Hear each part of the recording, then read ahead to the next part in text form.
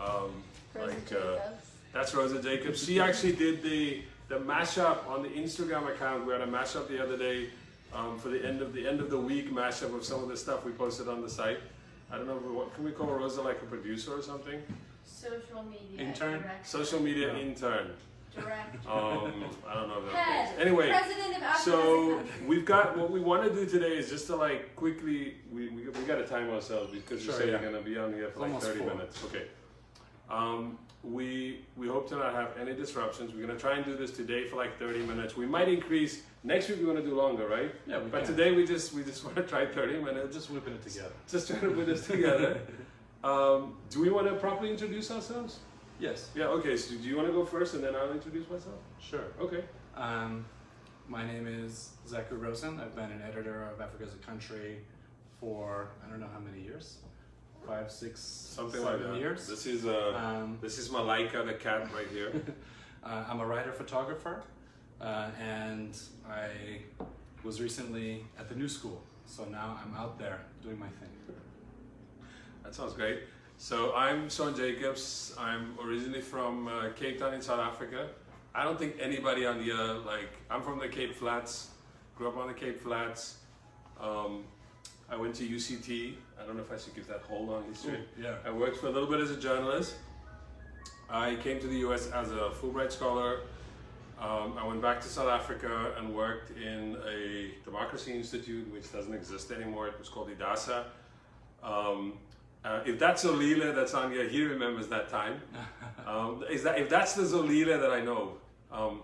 In any case, I then went back to grad school and studied political science. I have a PhD in political science, and I have a day job. I work for the New School in New York City as a professor of international affairs in the same program that Zach just graduated from. But we know each other from way before then. And I started Africa as a Country in 2009. And it grew out of, just to give a little background before we talk about those issues that we said we want to talk about, we want to keep time for that too. But I started Africa as a Country in 2009, after I'd been online for a while, since about 2004, when I ran a smaller website, which you can Google, called Leo Afrikaners, where Africa as a Country basically just developed from that site, because that site was about sharing videos, music. This is before Twitter and Facebook took over that kind of job, and Instagram, before there was Instagram, people would like post photos on blogs. I think you came out of that same era, Yeah, right? I came from early Twitter time, I think, just from sharing photos and stuff. Now CNN and other sites, pretend to do the same, style Right. of commentary. But Right. back then it was only Leo Africanus and Africa as a Country. Yes. And actually, it would be nice if you could say something about this, because people forget that Africa as a Country is almost like the grown-up version of a lot of the sites that came. Africa as a Country was there at the beginning. I mean, is that fair? Is that a fair Absolutely. comment? I wouldn't say we invented the genre, Sure. but we were there from the beginning, and we did the kind of like quick media takes, sharing interesting things. But I think over time, when Twitter and Facebook could do that job, we moved on to something else. So if you go to the site now, somebody says, hello from North Carolina, USA. I need to like squint to see who that is. This one's even too far. We're doing this from our phones. So we have to like squint back. Hello, North Carolina, we love you. We love you. Oh yeah. So anyway, so we were like first generation. A number of other websites I think of now came after us, like OK Africa, True Africa. Who else? There's many. I mean, Many. some have Like made it, some haven't. even the mainstream caught up on this. You know, Sure, like, yeah. The New York Times, you might find them doing something that Africa as a Country was doing years before. There was a time 10, 15 years ago when the internet was blossoming in terms Right. of content sharing, as social media platforms were being developed in their early stages, where there really wasn't so much content available besides the really standard stereotypical narratives of poverty porn and war and famine and these things. And so it was a breath of fresh air to find a place that was giving a critical angle to African content on the web, and it drew so many creative voices, which some have stayed, some have gone on, But I would into say the mainstream, or they just share stuff. There's sometimes there's very little analysis now. This sounds like we're dissing people. We're not doing that. We're just saying a lot of other sites, they're just sharing stuff. What we've tried to do is to say, okay, there's enough places sharing stuff. We would now want to provide you like more deep dives, Yes. like other kinds of takes, right? We just want to mention we are looking at the comment section to make sure that at least if people have questions for us, we don't have much time today for our first program, but from next week on we'll have more time for questions. But do you want to just recognize those people that are actually listening to us right now or Yeah. make comments? Just Lawrence mention them, Harrison. pull them out. Lawrence Harrison is on there. We got some interaction from Matt Caro Tenuto. Oh, Matt, I love Matt. I was just up in Canton, New York. I gave a talk there. Brent Maestre, and someone named Called Jessica Blatt. We do Whoever that not is. know. We do not know who Jessica Blatt is. Apparently, she's also listening in. That may have been her cat. I was wondering. So okay, we wanted to talk quickly about at least 4 topics before our time ran out, and we thought we should talk about. We should cover at least the South African elections, which is sort of winding down. The result of it is about the full and final results about to be announced. They've got 97.67% Has been counted. And the reason we want to talk about South Africa, it's probably, I think Nigerians might disagree, but it's probably like the most robust, it's one of Africa's most important democracies, right? Would you say it's its leading power? Leading power in what sense? In terms of influence, in terms of economic might? Economic might definitely. I mean, it competes with Nigeria for economic might, but then the debate becomes like how much of that economic might that Nigeria has do you see reflected in the develop? How the country's the infrastructure of the country, Yes. etc. I And South suppose, Africa in that way is like Their businesses Yeah. are across the continent. You find their communities all over the place, but in influential positions. There's other countries that have people doing trade, at different levels. But I think politically, South Africa has a lot of influence. way more power. I mean, like a lot more power. So it matters who becomes the president of South Africa. And so, who leads South Africa, who's in power in South Africa, and the political landscape there. So we'll say a little bit quickly about that. If we have time, we'll talk about a piece. We want to recommend a couple of pieces that are on the site that we think are interesting. One is on Bobi Wine, the Ugandan opposition figure, and another is on a young woman called Achieng, who is referred to as Alan's. How do you refer? She appeared on the Alan show, where she was offered like $50,000, won like a prize or something. But it From was a story Walmart. about being saved, or an African being saved. Finally, if we have time, what was the last topic that we had on our list? There was 3 or 4 topics that we mentioned. It was the South African elections, Bobi Wine, and I think Achieng. And Achieng was it. That's it. That may be it. And Okay. was anything that comes from audience? Yeah, from what the audience want us to maybe talk about. So let's jump in just quickly. Again, let me just make it clear to people. Today's broadcast is a little all over the place because it's our first time doing this. So let's talk quickly about the South African elections. Because I don't know if I should do it because I'm from Go South ahead, go Africa. Matla, or as we say, Amandla down in South Africa. I'm getting somebody in a minute. So if you look at the interesting thing about the result in South Africa, let me just quickly summarize in a couple of quick sentences. I think the first thing is that it's clear that the ANC, that it has lost some support, and that the Democratic Party, I think, Democratic Alliance, it has 20%, which is actually 2% down from the last election. So both the ANC and the Democratic Party are sort of slowly, over time, if you look at the results, and I'd recommend people look at their website of the Independent Electoral Commission of South Africa, and you'll notice that the ANC and the Democratic Alliance have actually lost votes. What is important about that, it is not like, with the exception of the EFF, which is the 3rd largest party in South Africa. So the ANC got 57% of the vote, the Democratic Alliance got 20%, the 2nd largest party, and then the EFF got 10%, up from 6%, 6.5% in the last election. So the EFF and another small party called the IFP, actually not the IFP, one other party grew, which is Was it VF Plus? VF Plus or Freedom Front Plus, which is a right-wing political party. It looks like they took some votes, right-wing party, the Freedom Front Plus, took votes from the Democratic Alliance, who finished the second, and the ANC lost some of its support to the EFF. So the big conclusions for me, at least, and I'd be interested to hear what Zach thinks, are: one, it's clear that the ANC is losing support gradually over time. I mean, it's remarkable that during the 2004 election, the ANC got something like 69% of the vote. Then it went down to 66, and it's clear that the ANC has lost support. But it's unclear that the ANC is losing support, but at the rate the ANC is losing support, the ANC could probably still win the next election. For a whole other generation. Yeah, for a whole other generation. I think this is a sort of, if you're an ANC supporter, this is great news. I mean, if you're like wedded to the ANC, you want the ANC to always win. But if you're thinking about what other kinds of politics exist in South Africa on the left, with the majority of because the ANC identifies as the left, but as we know, the ANC is not necessarily the left anymore.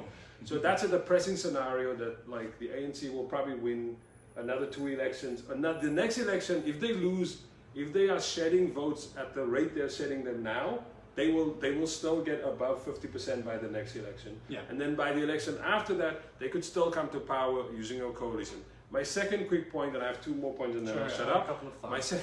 My second point is as for the DA, it's obvious that like after 6 elections now, because the DA was a party that came into existence in 1904, it was essentially just a sort of a merger of what in South Africa was called the Liberals, but it's essentially like kind of white opposition politics within a racist system. And they sort of co-opted and took on board a lot of black support, but it's obvious now after 6 elections that they are not the alternative. They're not going to be the government. If they went up to 22% in the last election, and now they dropped to like 20.71.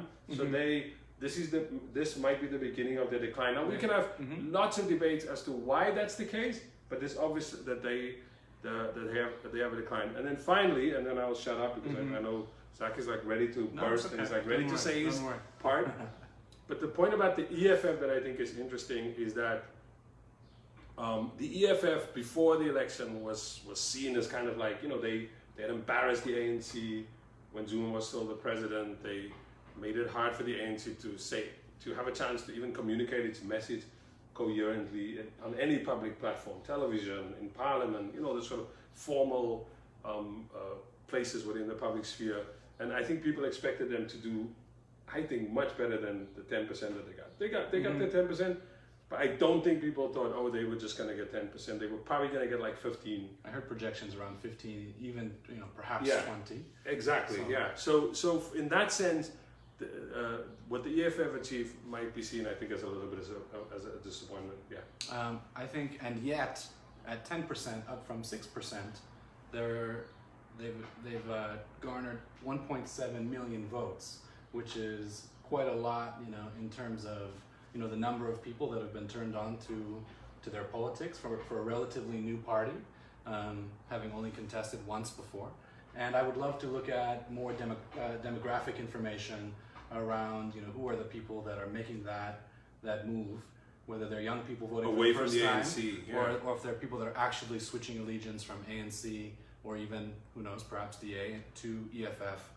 You get the sense that, and of course I'd love to look at the data, but you get the sense that ANC has an older guard kind of support that are diehards to the end.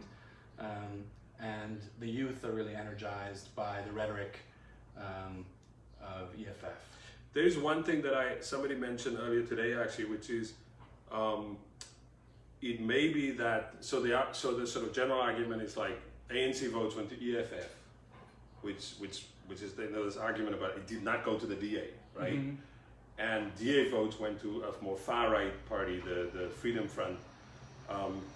And so you might assume that it, like numerically, when you say they got like 1.7 million votes, somebody pointed out that probably a lot of ANC people just stayed at home. They pointed out that if the EFF has a 6% support, they had 6% in the last election with 1.1 million votes. Mm-hmm. And in this election, they have 1.2 million. I don't know, you said what's the total number now? 1.7? 1.7. But at that point it was 1.2, and they said that's like and so they have an increase to 10. So the number of people voting are also down. I think that was going to be my second point, that the overall voter turnout is down, I think, from maybe 75% 2 elections ago down to, I think it went to the low 70s. Right. And now it's into the mid 50s of percent of people. So the appetite for actually going out, the excitement around the options that people have is also kind of declining.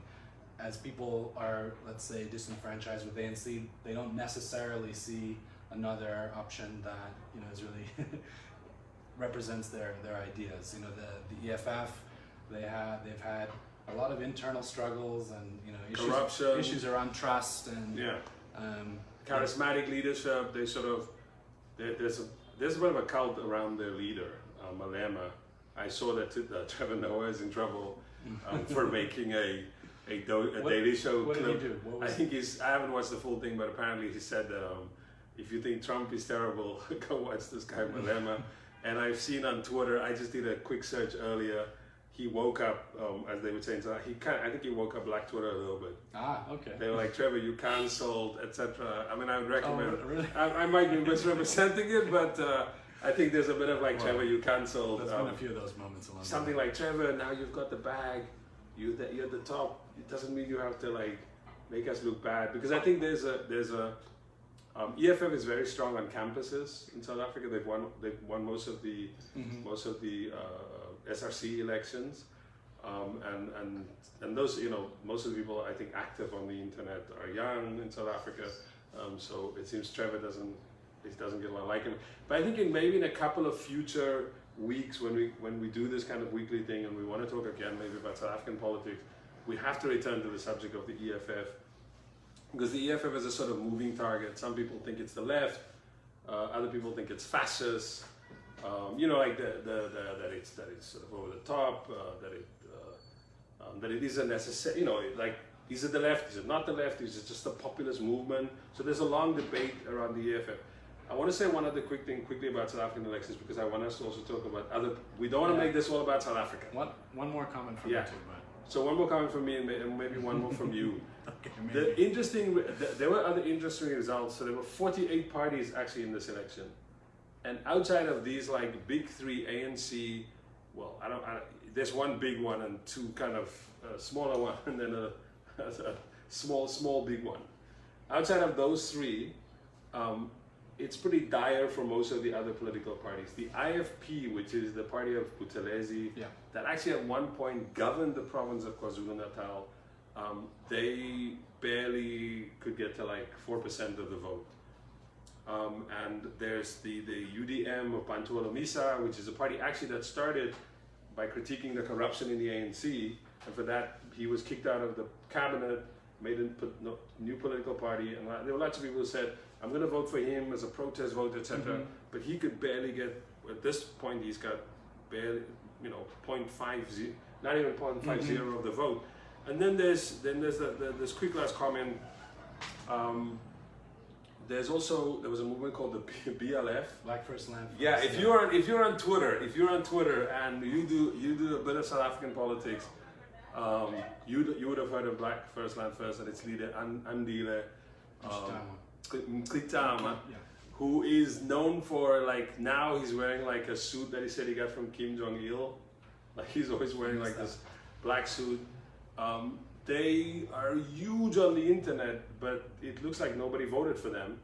And secondly, there was this man called Slaudi Motsoeneng, who was the CEO of the public broadcast in South Africa, who would declare himself president and so on. How much did he get? I think his party is called something like ACP or something. AIC or whatever. APC. This is the other problem. My sister, who lives in Cape Town in South Africa, she joked and sent me this like WhatsApp, and she said, I went to vote and the A's take up the whole first page.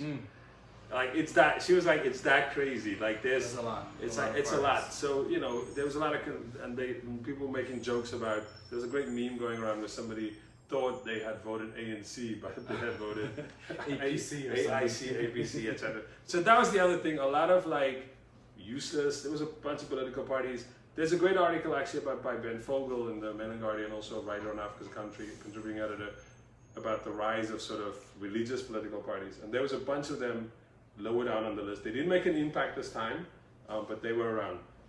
Before we move on, do you want to read some more, just recognize a couple of other people on the Facebook page that have checked in? I see one other person that made a comment, Tim Fish Hodgson. Tim, yeah, he's written for the site before. Correcting our talk about voter turnout, we might have said mid-50s, but we definitely meant mid-60s. Oh, you mean like voter turnout? That was a misspeak then. Thanks, but we don't. Yeah. We don't know if is voter turnout down or up. Voter turnout is 65%. That's 65. Yeah. That's still pretty high in any country. But down from 75 or so. I mean. Yeah, it doesn't. I think the issue is, and this is maybe the last point about South African elections, is there in any other democracy, if you win the election and you win by 57% of the vote, that's a big win. I don't know any political party that's not going to be happy with 57% of the result. Like as the winner. Especially with 50 parties, running. Right. You're splitting it so many. There's a lot of 0.5, 0.2% that just chip away at everything. I think years why that in South Africa, or when people talk about South Africa, years why that matters, because the ANC embodied, it's like a historical movement, like in a moment, it's a project, and it had so much legitimacy when it came into power, and the assumption, it had a program, it was going to transform South Africa, and as time went by, it became clear that that's not what's happening anymore. It got sort of embroiled in, the way it governed the economy, with this project via something called Gear. We'll go into this in future programs, hopefully. The way that it became embroiled in corruption, like the sort of ethical politics of the ANC, went haywire. So it's for those reasons that people are sort of like the ANC. People expect the ANC to get above 60 or above 65, and if the ANC is getting 57, then that's a clear sign that people don't think that the ANC, ordinary South Africans, if almost 4 out of 10 people, or it's almost 5 out of 10 people, think that the ANC is not the party to lead South Africa. That's a problem in a place like South Africa. I think that's where that debate comes out. But in future, we want to come back to these topics because we also want to talk. We also think that in South Africa there is a potential, or there might be room to develop other kinds of politics. I think other than this kind of like, every 5 years we have to be like, the ANC, we must give Ramaphosa a mandate so he can govern again. Like maybe that's not the way to go. That can't be the politics forever. So it's interesting that land issues and issues around trade unionship are part of the political conversation, but they haven't, I think, become exactly what people are motivated by, in all of their decision making. There was a party. And EFF, talked about it quite a lot. They got it on the agenda. They arguably forced ANC to begin to do basic, action around it. But from both parties' perspectives, it actually didn't move very far. And I think this was a criticism that this rhetoric, hadn't led to a real movement, to real action.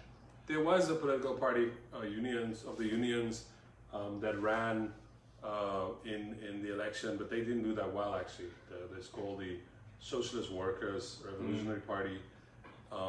They just didn't connect with people, like as an alternative to the ANC. I think most of the people, particularly people from the left, probably still generally went and voted for the ANC.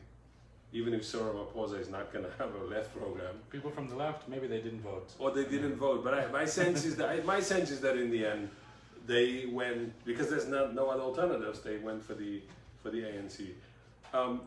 We want to talk quickly just about, with the time that we have left, I think, about 2 items. We want to promote 2 pieces on the side. I'm going to let Zach start us off. If you don't know, we have a website, africasacountry.com. We're on Twitter, we're on Facebook, we're on Instagram. It's the same handle, Africa's a Country. But yeah, I want Zach to just say a little bit about one of these two posts that we just want to promote to people to go and read. So there's another post which was published just 2 days ago, and it's called Singing Truth to Power, about Ugandan singer and politician Bobi Wine, who came into office as a member of parliament in 2017, and since then he has been quite outspoken in pushing for some political change to the wider sphere of politics in Uganda, which has been governed by the president Yoweri Museveni for quite some time, for several decades. And as he's been speaking up, he's had the angle as a musician to use alternative platforms rather than just being somebody that gives political speeches. So there's certain limitations to political speech in organizing for opposition parties in the country, but as a singer, as he emerged, he was first able to use song and use his popularity as a musician as a kind of way around some of these limitations, because if you're having a concert, it's not exactly a political rally, so you can promote your ideas that way, but it was perceived to be quite threatening still, and there's been a lot of crackdown on him, really arbitrary arrests and beatings and tortures over the last couple of years, and just recently, within the last few days, he was also once again, there was a concert around Easter time that he was scheduling, and as he headed to the concert, he was grabbed and assaulted and taken, to jail again on trumped up charges.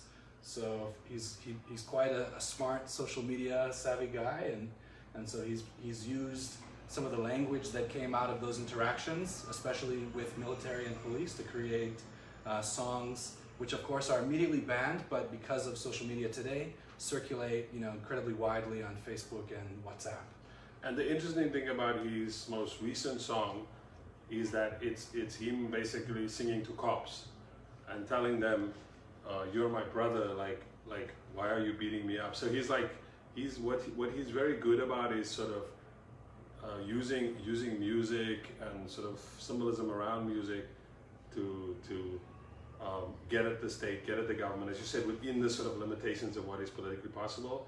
So his latest tack is like, okay, so the police is a problem, the police are beating us up, but I have to, instead of alienating the police, I'm gonna make the police aware that we're brothers. Like this regime is not really working for you also. Mm-hmm. Like it's not working for me, it's not working for you. And then the video before this, which I would recommend, if you go to the site and you read the article, there's a hyperlink to the song that he made before this. I think he released that other one on New Year's Day. And that one is incredible because it's essentially almost like a dream, like a manifesto for what Ugandans want. Like, if one day we're gonna free, we're gonna walk proud, mm-hmm. Cops are not gonna ask us to bribe, so that we can bribe them. We'll have public representatives that are not corrupt. Like he sort of like lays out a vision for the country. There's debate about whether or not he actually has the ability to, if there's an election tomorrow, could he run against Museveni and win the election? Of course, he's hamstrung by, he doesn't control the electoral system, Museveni does. He doesn't control the media, the public media, that's mostly sort of, I wouldn't say they're pro-state, but they're not, they're gonna give more airtime to the president because that's the state. But then there's a question as to whether he's a serious political candidate. Sure. Yeah. So those are debates, and there's a very lively debates that Ugandans have about this. Absolutely. Yeah. But I think it's also worth asking. There's a great hunger among young people who are looking for change, for something new. You can actually say you can look at American politics in the way that people are so upset with Trump that some people are exploring any other option, whoever can sound or look the best, but actually sometimes you wonder what are the politics of these people? What do they actually stand for, besides some language around bringing people together? So I think it would be interesting, to get to know Bobi Wine's more substantive. If it's really a presidential run, what is the platform besides something around unity? That would be interesting. Yeah, does he have I know it's sort of like putting too much or a lot on him, but does he have an economic policy? Does he, what would a Bobi Wine government's economic policy be? What would be its social policy? What would be its policy on the rights of minorities, sexual minorities, racial minorities? You know what I'm saying? Like those are like things that seems to be unclear in Bobi Wine's case. So you're right. It's still very much sort of vague, generalized appeals, platitudes. But if it's like something more politically concrete, can he pull it off? But again, Bobi Wine. To just close over him, because I know we're running out of time. I wanted to make one other point. Somebody pointed out to me there's interesting parallels between him and, say, he's not Fela Kuti, but there's a long tradition of this kind of musician that sort of flirts in and out of politics. Fela didn't run for office, he declared his own government, the Kalakuta. Bobi Wine also has apparently his own, he's the president of the Ghetto Republic. Which is where he lives and so on, his compound, his house, but also like releasing songs and very explicitly political songs, being harassed by the police, being harassed by the army, some of the same things happening there. Yeah. One of the coolest observations that I saw in the article was that there's actually a language politics that goes into the writing of the songs, the way that he wrote this song directed to the police and the military, which says, I'm not fighting for you, I'm fighting for you. He says it in Swahili as well as other languages. Correct, yeah. As a way of appealing to different groups, and Swahili in particular as a language of the larger nation, and then other languages for different regions and different constituencies. So it was quite brilliant, the use of language as well. I actually think that we've sort of run out of time, and we're gonna be back next week with we will start earlier next week actually for our viewers living in Africa, Europe, and further, because it's late already. I think at some places it's almost like midnight. It might be, yeah. If you're living sort of like in India, if you're living in parts of Asia, it's midnight. So next week we're gonna do it early in the morning on a Friday, probably like around 10, 11 o'clock. EST, which stands for Eastern Standard Time. But we definitely want to recommend, go check out the website, africasaCountry.com, and check out the articles that are on there. We want to recommend particularly this article on Bobi Wine. There's some really good articles about what's going on in Sudan. There's been lots of articles about South Africa. There's a long archive about articles from South Africa. There's also an interesting article on there about Arabic literature and how it writes and talks about Africans. And then finally that article we mentioned at the beginning, which we did not talk about, which is basically when Ellen DeGeneres got played. Kind of gaming the savior mentality. Sounds like a young African woman who basically gamed the savior mentality. You can have the last word. No, there's no last word. you have the last word, brother. The idea here is to have dialogue if possible, and we hope to have some special guests depending on who's around. It would be fantastic to have other contributors and editors who are here, and definitely ask questions and respond to the articles, and we'll. We may want to we might set up a post on our Facebook that just says, if you have questions and things that you want us to discuss, just post them there or tweet at us, tell us. But this was our first chance, so. That's it. I think we could sign off with like a terrorist fist bump. Goodbye, and thanks for tuning in. Excellent.